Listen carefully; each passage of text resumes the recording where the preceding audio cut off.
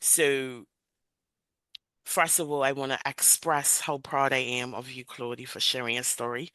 And because I have been privy to the journey, I also want to just say I'm very proud of you for the radical ownership you've taken in your life and all that you have accomplished and all that I know you will accomplish. So growing up, I had both parents in the home, but my relationship with my dad was like a little shaky in a sense that I guess because of his own upbringing, he didn't really know what being a father was.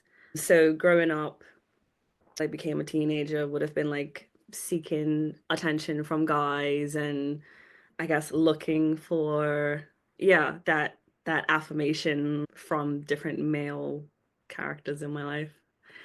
Experiencing the presence of God for the first time and all these very new experiences that I feel were very helpful. There's so much of about the whole process that I have just forgotten about, but just over time we get closer. A lot of people who are closest to the pastors are calling them mom and dad, so they invite me to also join in on that. How would you feel about a kiss? And it's like, okay, like, maybe feel a little bit uncomfortable with that because I'm still only like 15, 16, just barely having my first experiences with guys as a teenager. But I was like, but this again must be like a requirement of what it's like to have a father figure. So sure, I guess we'll kiss. And so send me nudes. I want you to send me nude photos. And so posing and taking pictures and sending them. And again, in my head now, this is all normal. Like 3 years in, this is somebody who I love. This is somebody, and it was such like it's so weird because in my head, it's like, you're my pastor, you're my dad, but I also love you in a romantic way. I'm closer to this person who is my father figure. I'm closer and in this like safe space and but also like close to this person who I very much so love and just feeling like really privileged to be in that position. Wow, like how lucky of me. But then there's still all these little requirements of you still have to message me every day. I feel like my life is not nothing without him. If you would just give me one more chance, I promise I won't mess up this time. But at the forefront, it was like, but my future, my relationship with God, my relationship with my friends and my family, like my career, everything about my life is tied to my relationship with this man. And I'm like, why would my parents need to know about this? And they were like, Claudie, like, this is really serious. And I'm still like, what are you talking about? There's no closure, there's no charge, there's no case, there's nothing. Because basically, he says that we were of age and consented to all of it.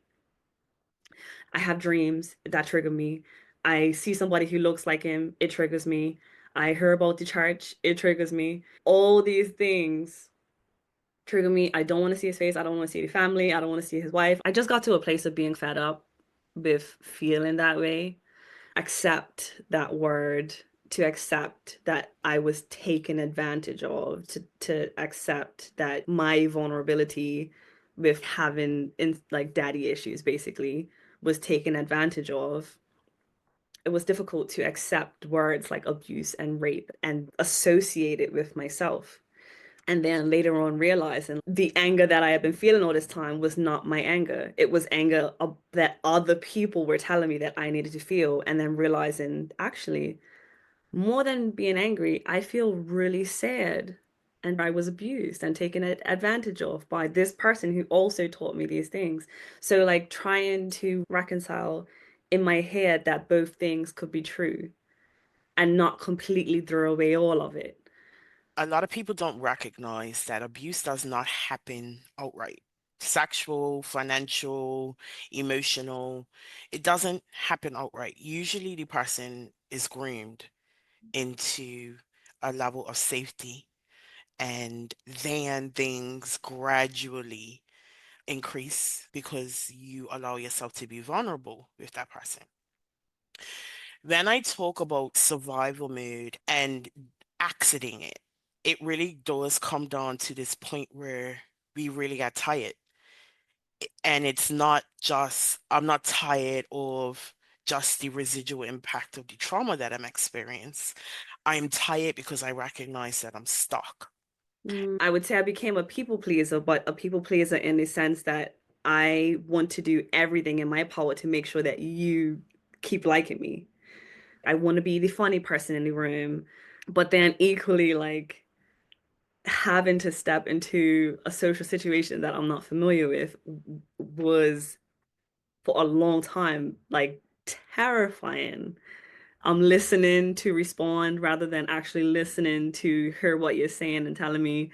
Actually, I like realized, I don't know, that I just some in social situations, I guess, I needed to start to practice being okay, like practice like accepting that I am okay and I am actually really amazing and people do want to be around me and I actually am like fun. Like today I went to an event where I knew only one person, but I went table to table, I introduced myself to people and I didn't feel that same anxiety of are they gonna like me? It's like Mhm. I've gone into a room now thinking I'm a very likable person and I am intelligent and I have things to offer and here I am, world.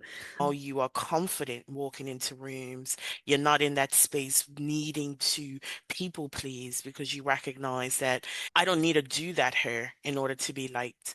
I'm so adamant about this podcast because there are so many people who have been through similar stories and don't even recognize that they are living as half a shell of Yeah, themselves simply yeah. because of how they've processed the trauma and how they now think they need to act as a result of the trauma.